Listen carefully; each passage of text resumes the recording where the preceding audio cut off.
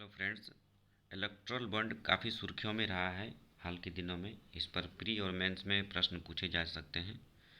तो आइए जानते हैं इस वीडियो में इलेक्ट्रल बॉन्ड के बारे में, क्यों सुर्खियों में रहा है, क्या है इलेक्ट्रल बॉन्ड और इसके फीचर्स क्या है, इसके पक्ष में क्या तर्क है और विपक्ष में क्या तर्क है। इन सभी बिंदुओं को हम इस वीडियोज़ में जानने का प्रयास करेंगे।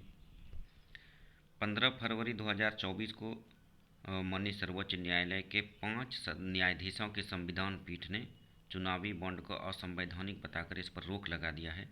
इसी कारण इस पर ये सुर्खियों में है। रोक लगाने का कारण ये है कि उनका सुप्रीम कोर्ट का मानना है कि इलेक्ट्रल बॉन्ड संविधान के आर्टिकल 19(1)(a जो अभिव्यक्ति की स्वतंत्रता का उल्लेख करता है उसका उल्लंघन करता है। अब इलेक्ट्रल बॉन्ड क्या है वो जानते हैं। भारत में राजनीतिक दलों जो पार्टीज़ को जो चुनाव लड़ती है उसको फंडिंग करने, उसको चंदा देने का एक तरीका है।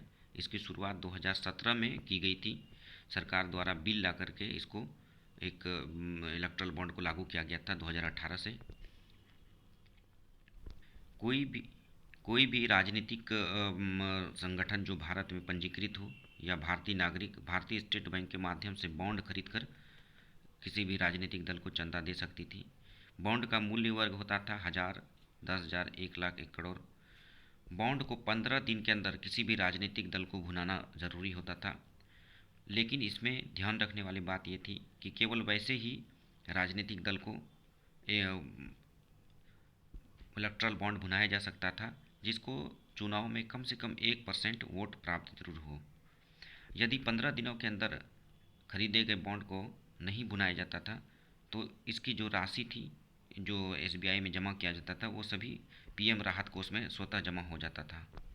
इसकी एक और फीचर्स ये थी कि इसमें दानकर्ता जो भी दान देते थे इलेक्ट्रल बॉन्ड को खरीदते थे और प्राप्तकर्ता राजनीतिक दल उसने किस राजनीतिक दल को बॉन्ड भुनाया इसकी पहचान गुप्त रखी जाती थी। दोस्तों इससे पहले ये व्यवस्था यह थी, किसी भी राजनीतिक पार्टी को चंदा देने की व्यवस्था यह थी कि कोई भी 20,000 रुपये से कम की राशि अगर किसी राजनीतिक दल को दी जाती थी तो उसकी पहचान गुप्त रखी जाती थी। लेकिन 2,000 रुपये से अधिक 20,000 रुपये से अधिक की राशि यदि अगर किसी राजनीतिक दल को चंदा प्राप्त होता था तो उसका ब्यौरा राजनीतिक दल को शेयर करना पड़ता था इलेक्शन कमीशन के साथ। इलेक्ट्रल बॉन्ड पर रोक लगाने के बाद माननीय सर्वोच्च न्यायालय ने एसबीआई को स्टेट बैंक ऑफ इंडिया का आदेश दिया कि वो सभी चुनावी बॉन्ड से जुड़े हुए जो भी सूचनाएं हैं उसको इलेक्शन कमीशन के साथ शेयर करें और इलेक्शन कमीशन इसको अपनी वेबसाइट पर डालें। इलेक्शन कमीशन द्वारा जो वेबसाइट पर आंकड़े डाले गए थे सुप्रीम कोर्ट के निर्देश पर, उससे यह पता चला कि सबसे ज़्यादा जो चुनावी बॉन्ड से चंदा प्राप्त हुआ है भारतीय राजनीतिक दल में भारतीय जनता पार्टी को प्राप्त हुआ है। दूसरे नंबर पर तृणमूल कांग्रेस को प्राप्त हुआ है। तीसरे नंबर पर कांग्रेस को प्राप्त हुआ है। इलेक्ट्रल बॉन्ड जिस समय लागू किया गया था सरकार का यह तर्क था कि इससे पार्टियों को जो चंदा मिलेगा उसमें पारदर्शिता बढ़ेगी, काला धन पर रोक लगेगा और एक तरह से स्वच्छ धन का प्रवेश राजनीति में होगा। लेकिन जिस समय से इलेक्ट्रल बॉन्ड को लागू किया गया था उसी समय से इसके विरोध में याचिकाएं सुप्रीम कोर्ट में दायर की जाने लगी थी। इसी में से एक महत्वपूर्ण याचिका थी एडीआर की और कॉमन कॉज की। एडीआर यानी कि एसोसिएशन ऑफ डेमोक्रेटिक रिफॉर्म और कॉमन कॉज एक एनजीओ है, उनके द्वारा सुप्रीम कोर्ट में जनहित याचिका दायर कर चुनावी बॉन्ड को चैलेंज किया गया था, इस पर रोक लगाने की मांग की गई थी।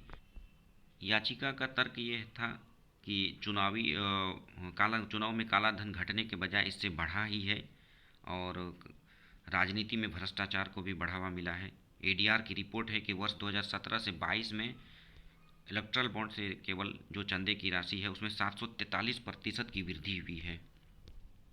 साथ ही विरोधियों का यह भी तर्क है कि जो बड़े दान करता है इलेक्ट्रल बॉन्ड के जिसमें future gaming, Megha engineering, Vedanta limited जैसे बड़े बड़े दान करता हैं उनके ऊपर मनी लॉन्ड्रिंग का केस चल रहा था और प्रवर्तन निदेशालय के जांच के दायरे में भी थे, फिर भी इसके द्वारा बड़े पैमाने पर राजनीतिक फंडिंग की गई है।